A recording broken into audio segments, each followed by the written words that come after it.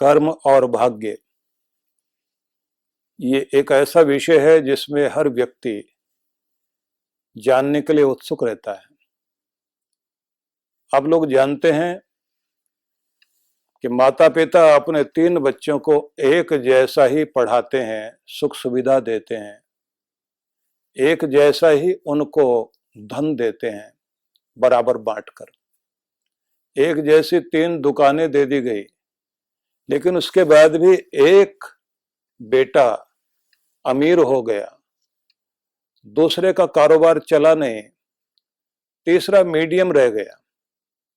Class में एक जैसे ही सब विद्यार्थियों को पढ़ाया गया, लेकिन कोई बहुत अच्छे नंबर से पास हुआ, कोई एवरेज रह गया, कोई फेल हो गया। किसी के नंबर, किसी के अंक मध्यम आए। एक जैसी बारिश होती है और खेत सब आसपास हैं, लेकिन उसके बाद भी आप देखते हैं एक जैसी फसल बोई गई, फिर भी फसल जब काटी जाती है तो परिणाम अलग अलग आते हैं। 3 बेटियों की शादियां अच्छे घरों में माँ बाप ने की, तो भी भाग्य बदल गया। ये सब देखने के बाद ये समझ में आता है कि हमारे जीवन में भाग्य का बहुत बड़ा स्थान है। माँ बाप सबको बराबर करने की कोशिश करते हैं। विद्यार्थी को पढ़ाते समय अध्यापक भी ये चाहता है कि सब एक जैसे पढ़कर योग्य बनकर बाहर आए, लेकिन उसके बाद भी सब एक जैसे नहीं हो पाते। हमारी कोशिश करने के बाद भी कोई व्यक्ति बहुत सौभाग्य वाला बन जाता है, कोई दुर्भाग्य वाला बन जाता है। तो इससे ये पता लगता है कि भाग्य भी अपना बहुत बड़ा स्थान रखता है। और अगर हम दूसरी तरफ देखें, अगर भाग्य के भरोसे बैठे रहते, ना यूरोप अमेरिका उन्नति करता, न इस दुनिया में कोई भी आदमी कर्म किए बिना सब कुछ पा लेता, तो दूसरी तरफ अगर हम देखें तो कर्मशील लोगों ने ही ये दुनिया बनाई है। कर्मशील लोगों ने ही इस संसार में आसमानों तक उड़ानें भरी हैं, चंद्रमा तक, मंगल ग्रह तक लोग अपने यान लेकर गए। ये कर्म के कारण, भाग्य के भरोसे बैठ करके नहीं। किसी देश का भाग्य अच्छा था, दूसरे का नहीं था, ऐसा नहीं कहा जा सकता। जहां लोग आलसी हैं, कर्मठ नहीं है, बुद्धि का प्रयोग नहीं करते, वहां उन्नति नहीं होती। ध्यान रख लीजिए कि जिन देशों में बहुत ज्यादा सर्दी पड़ती है, बर्फ ही बर्फ पड़ा रहता है, उसके बाद भी -30 डिग्री तक टेम्परेचर चला जाता है, उसके बाद भी अपने घरों में इस तरह रहते हैं कि उनको बाहर सर्दी का एहसास नहीं होता, क्योंकि उन्होंने अपने कर्म से वो व्यवस्था बनाई। कर्म के कारण ये व्यवस्था बनी है कि हम आज दूरियां कम हो गई हैं। अगर ये कर्म न होता तो आप टीवी से, सोशल मीडिया से, दुनिया जो आज इतनी नजदीक आई है, तो ये कर्म से, योजना से, बुद्धि लगाकर किए गए कार्यों से हुआ है। तो सारी दुनिया में अगर हम देखें तो कर्म का प्रभाव दिखाई देता है।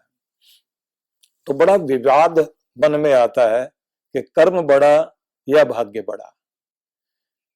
कहते हैं कि एक बार कर्म और भाग्य दोनों में विवाद हो गया, बड़ा झगड़ा हुआ। कर्म कहता है कि मैं सड़कें बनाता हूं, भाग्य कहता है तुम बनाते हो, चलता तो मैं ही हूं। कर्म ने कहा महल मैंने बनाए, बोले बनाए होंगे तुमने, हमने तो नहीं बनाए, लेकिन भाग्य जाकर उसमें रहता है। कर्म कहता है छतरी मैंने बनाई है बारिश से, धूप से बचने के लिए। भाग्य कहता है तुमने बनाई होगी, लेकिन धूप से बचने के लिए और बारिश से बचने के लिए छाता तो मेरे पास है, मैं ओढ़ रहा हूं। मजदूर महल बना रहे हैं, मकान बना रहे हैं, जमीन पर बड़े बड़े भवन खड़े कर रहे हैं, लेकिन जो उसमें रहता है उसने तो कोई मेहनत नहीं की, तो भाग्य वाला उसमें रह रहा है। तो दोनों का विवाद चलता रहा, और विवाद इतना बढ़ गया कि दोनों ने ही भगवान शिव के पास जाकर हाथ जोड़कर कहा कि आप हमारा निर्णय कर दीजिए, हम में से किसका महत्व अधिक है, भाग्य का या कर्म का, पुरुषार्थ का या प्रारब्ध का, आप दोनों के विषय में निर्णय कर दीजिए। भगवान शिव ने दोनों की तरफ देखा और कहा कि सामने जो स्थान है तुम वहां जाकर के रहो। और जैसे ही वो आगे गए, जिस स्थान में भेजा गया था वो तो एक बड़ी गुफा थी। उस गुफा में जाकर के दोनों जैसे अंदर गए, गुफा तो बंद हो गई, अंधेरा ही अंधेरा, झाड़ झंकाड़ हैं, पत्थर हैं और डरावनी आवाजें हैं। अब दोनों ही डर गए, विवाद भूल गए और उसके बाद किसी तरह बचाव करते करते एक कोने में जाकर के बैठ गए। अब दोनों को ही प्यास भी लगी हुई है, भूख लगी हुई है। इस व्यक्ति ने जो कर्म था, कर्म योगी, उसने एक जगह मेहनत करके जहां से कुछ बूंदें टपक रही थी पानी की, वहां से एक पत्थर हटाया, वहां से पानी बहने लगा। और जैसे पानी बहने लगा तो दोनों ने मिलकर के पानी पिया। उसके बाद दोनों ही कहने लगे भूख भी बहुत लगी है। और जहां से पानी बहने लगा तो वहीं से थोड़ी सी लाइट भी आने लगी और उन्होंने प्रकाश आने लगा तो कुछ दिखाई दिया कि हो सकता है यहाँ कोई ऐसी चीजें हों। और उसके बाद उन्होंने, कर्म ने दौड़कर एक जगह कुछ उखाड़ा और पानी से धोया तो एक अच्छा सा कंद था। कंदमूल को निकाल कर उसने खाया और जब वो खा रहा था तो भाग्य बैठा देख रहा था, मैं बहुत भूखा हूं, मेरा भी ध्यान रखो। तो उसने, जो कर्म योगी था, कर्म ने खाया जरूर लेकिन उसको थोड़ी दया आ गई और भाग्य को दे दिया कि तुम भी खा लो। जब दोनों खाकर बैठे तो उसके बाद दोनों ने हाथ जोड़कर प्रार्थना की, भगवान निर्णय बाद में कर लेंगे, इस गुफा से बाहर निकालो। जैसे दोनों बाहर आए, क्योंकि द्वार खुल गया, बाहर आ गए। भगवान ने तो कोई निर्णय दिया नहीं लेकिन दोनों आपस में फिर विवाद करने लगे। कर्म ने कहा कि अगर मैं मेहनत न करता, ना तो पानी मिलता, ना तुम्हें खाना मिलता, मैंने दया की तब तुम्हें मिला। भाग्य ने कहा मेरे ऊपर दया तुम्हें आई और तुमने मेहनत करके मुझे दिया, ये दया ही भाग्य है। दोनों ही विवाद में जैसे पड़ने लगे। उसके बाद माता पार्वती आई, उन्होंने आकर के कहा कि तुम ये नहीं जानते कि भाग्य कुछ भी नहीं है, वो भी कर्म ही है। जो तुमने पहले किया था वो कर्म आज भाग्य बन गया, जो आज कर्म किया जा रहा है वो कल का भाग्य बन जाएगा या थोड़ी देर में भाग्य बन जाएगा। हर कर्म भाग्य है और भाग्य कर्म है, इसलिए दोनों महत्वपूर्ण है। लेकिन फिर भी याद रखना कि भाग्य परिणाम है पर सबसे बड़ी चीज कर्म ही है। इंसान को अपना कर्म नहीं छोड़ना चाहिए। पार्वती माता ने कहा ये कर्म ही, इसी के लिए शक्ति दी जाती है। तुम्हें याद रखना चाहिए तुम्हारे हाथ जो हैं ये हाथ कर कहलाते हैं और ये जो दुनिया है ये कर्म भूमि है। यहाँ तुम कर्म करने के लिए आए हो, अपने कर्म से अपने भाग्य को महान बना सकते हो। इसलिए ये बात तो बहुत विचारणीय है जो वेदों में भी कही गई और बहुत प्यार से समझाई गई है। कृतम में दक्षिणे हस्ते जयो में सव्य आहिता। अगर तुम्हारे दाएं हाथ में पुरुषार्थ है, मेहनत है, तो ये ध्यान रखना सफलता बाएं हाथ का खेल बन जाएगी। और अगर तुम पुरुषार्थ को नहीं करोगे तो तुम्हारी जिंदगी में सफलता आएगी ही नहीं।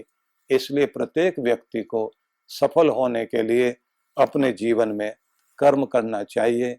और इसलिए कहा जाता है मत यकीन कर हाथों की लकीरों पर, मत यकीन कर हाथों की लकीरों पर, किस्मत उनकी भी होती है जिनके हाथ नहीं होते। इसलिए मेहनत करना बहुत आवश्यक है। ये भी कहा जाता है कि जो भाग्य में होगा भाग कर तुम्हारे पास आएगा और जो भाग्य में नहीं होगा कितनी भी कोशिश कर लेना वो तो भाग ही जाएगा। तो इसके बारे में मैं सिर्फ इतना बताना चाहता हूं कि भाग्य आता है तो क्या देता है।